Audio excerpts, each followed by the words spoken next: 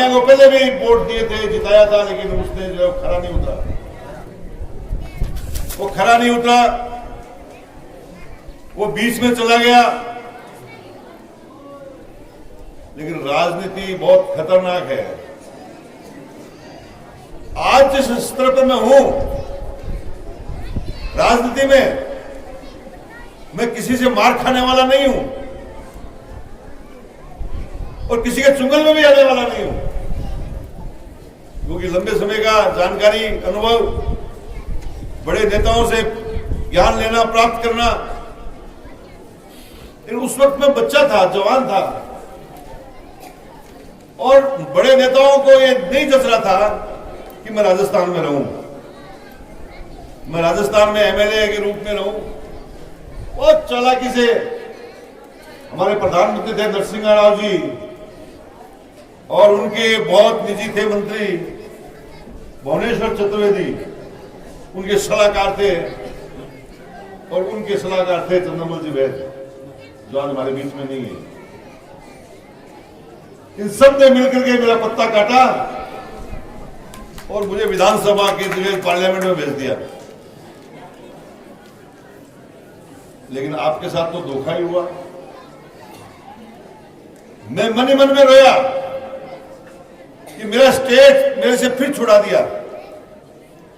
और दोस्तों, एक बार जगह छूटने के बाद दोबारा मिलना बहुत मुश्किल होता है।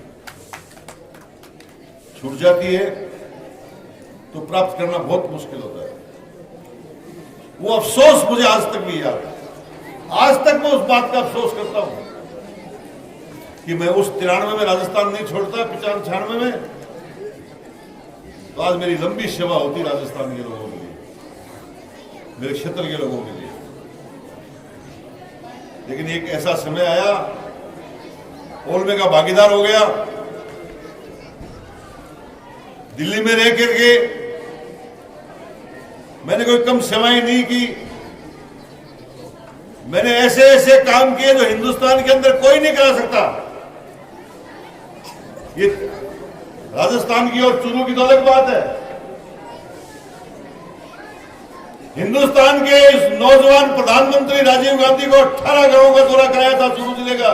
कोई इतिहास में करके दिखा दे तो मैं तो मान जाऊंगा। 18 गांवों का दौरा, और वो भी घूमने के लिए नहीं। भयंकर अकाल पड़ा हुआ था 87 के अंदर,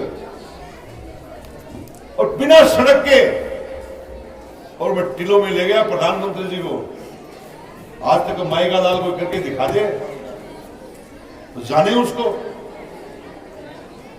प्रधानमंत्री की तो कोई मीटिंग ही नहीं करा सकता, इतना व्यस्त कार्यक्रम होता है।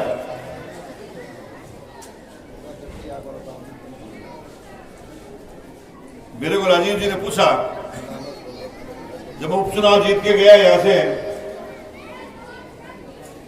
तो उन्होंने अनायास, क्योंकि वो भी जवान थे, मैं भी जवान था, वे पूछे तू क्या चाहता है। अब मेरे में उतनी अक्ल नहीं थी। मैंने कहा मैं चाहता हूं कि आप मेरे क्षेत्र का दौरा करो। और वो हंसने लगे, कभी चले गए। लेकिन उस वक्त उनके दिमाग में था कि नरेंद्र मुडानिया राजनीतिक रूप से कुछ मांगेगा। वो मैं चूक गया, वो मैं चूक गया। और दोस्तों, एक बार वो चुकता है तो चुकता चला जाता है। अब की बार आपने मुझे बुलाट प्यार दिया, मेरे पे विश्वास किया, और मैंने भी आपको ये निवेदन किया था सबको कि जो कमियां पहले रही है, शायद वो कमियां मैं दूर नहीं, कमियों को पूरा करने की कोशिश करूंगा। और उस दिशा में मैं काम कर रहा हूं। मेरे मन में था कि मैं ऐसा कौन सा काम करूं कि लोग एमएलए को तो भूल जाते हैं, एमएलए को तो भूल जाते हैं। मैंने एक ऐसा काम कराऊं जो आने वाली पीढ़ियां याद रखे नरेंद्र मुडानिया को। और मैंने सब कुछ दांव पे लगा दिया, मेरा राजनीतिक जीवन। और मुख्यमंत्री जी से एक ही मांग की कि मुझे 20,000 हेक्टेयर जमीन चाहिए सिंचाई। जब उन्होंने अधिकारियों की मीटिंग बुलाई तो कहा 20 साल में राजस्थान में एक ईंट नहीं लगी और तू 20,000 हेक्टेयर की बात कर रहा है। मैंने कहा मैं 20,000 की हेक्टेयर की बात कर रहा हूं। इस कागज पे अशोक गहलोत लिख दो मुख्यमंत्री, जुड़ जाएगा।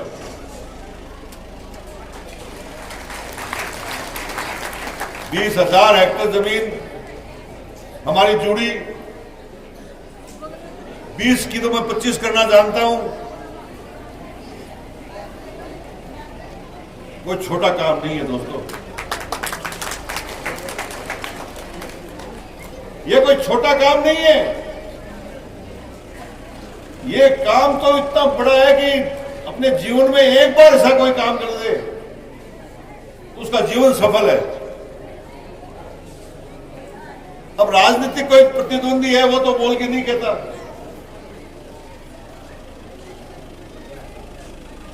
लेकिन मैं ये जरूर कहता हूं कि छाती पे हाथ रख के तो जरूर सोचो, छाती पे हाथ रख के तो जरूर सोचो कि आपके लिए, आपकी पीढ़ी के लिए रास्ते खोले। एक श्याम जी, एक कहावत है, एक बाणिया और एक जाट दोस्त थे। बाणिया सोया हुआ था, उसके ऊपर से सांप निकल गया। वो सांप निकला तब तक बनिया जी ने, सेठ जी ने कुछ नहीं बोला। जब वो कमरे के बाहर चला गया तब रोया।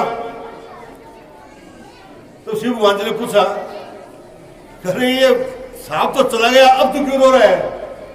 बोलो ये रास्ता बना गया, ये रास्ता बना गया, इसलिए तो लग रहा है अगले दिन का। तो मैंने 20,000 हेक्टेयर जमीन जुड़वा करके रास्ता खोला है राजस्थान के लिए। आज मैं आया हूं आपके बीच में, मुझे कितनी खुशी है। आप ठिकाना नहीं लगा सकते, आप ठिकाना नहीं लगा सकते। आप नहर की मांग कर रहे हो। क्या कल्पना में सोची थी कि दोबारा नहर की मांग करेंगे? सोची धर्मपत जी?